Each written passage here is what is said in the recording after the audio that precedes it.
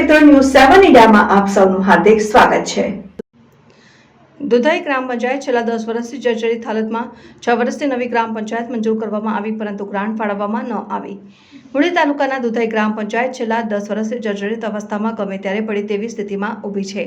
ત્યારે અન્ય જગ્યાએ ગ્રામ પંચાયત રેકોર્ડ અને વહીવટી માટે ખસેડવામાં આવી છે। સરકારમાં અનેક રજૂઆતના અંતે 6 વર્ષ પહેલા સરકાર દ્વારા નવીનીકરણ ગ્રામ પંચાયત માટે મંજૂરી આપવામાં આવી નથી, પરંતુ આજ દિન સુધી આ બાબતે ગ્રાન્ટ ફાળવવામાં આવી નથી। માટે વહીવટ માટે ગામ લોકો મુશ્કેલીનો સામનો કરી રહ્યા છે।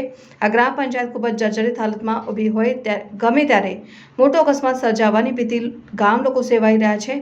બાજુમાં જ પ્રાથમિક શાળા હોય અને બાળકો અહીંથી અવર જવર સતત કરતા હોય ત્યારે આ અકસ્માતમાં કોઈ મોટી ઘટના ન બને તે પહેલા જમીન દોસ્ત કરવામાં આવી, પરંતુ તંત્ર દ્વારા આજ દિન સુધી કોઈ કાર્યવાહી આ બાબતે કરવામાં આવી નથી કે નવીનીકરણ માટે ગ્રાન્ટ પણ દુધાઈ ગ્રામ પંચાયતને ફાળવી આપવામાં આવેલ નથી।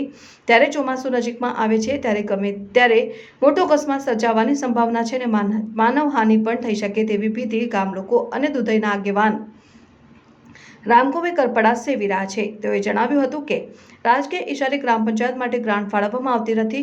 છેલ્લા 6 વર્ષમાં અનેક રજૂઆત તાલુકા વિકાસ અધિકારી, જિલ્લા વિકાસ અધિકારીને, કલેક્ટરને આ બાબતે લેખિતમાં રજૂઆત કરવામાં આવી છે।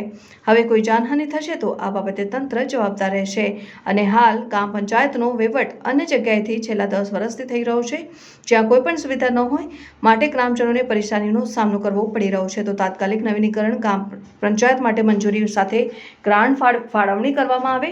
Bureau chief Parmar, Bagersingh, news 7 India.